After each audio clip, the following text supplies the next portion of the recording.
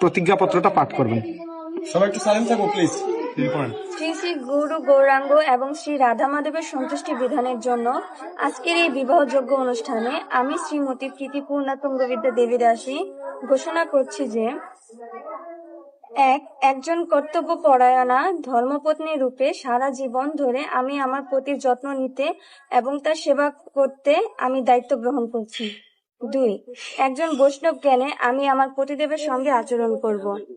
আমি তার নিজের বা তার সম্পত্তির কোনো ক্ষতি সাধন করব না, কিংবা শারীরিক এবং মানসিকভাবে কোনোভাবে তার প্রতি হিংসা আচরণ করব না, অমঙ্গলজনক কোনো কথাই তার উদ্দেশ্যে বলবো না, বরং আমি তার সঙ্গে সদর্থক আলোচনা করে প্রয়োজন বোধে তাকে উপদেশ প্রদান করব।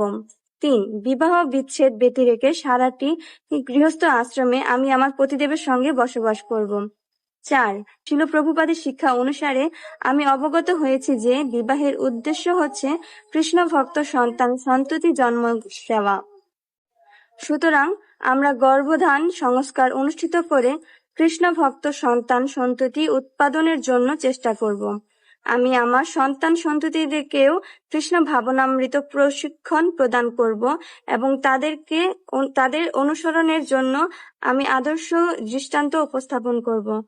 5, শ্রী গুরুদেব এবং ভগবান শ্রীকৃষ্ণের উদ্দেশ্যে প্রেমময়ী সেবা সম্পাদনের জন্য আমি আমার পতিদেবকে উৎসাহিত করব এবং কৃষ্ণ ভাবনাময় গৃহস্থ আশ্রমকে সঠিকভাবে পরিচালনা করার জন্য গুরু, সাধু ও শাস্ত্রের আদেশ মেনে চলব।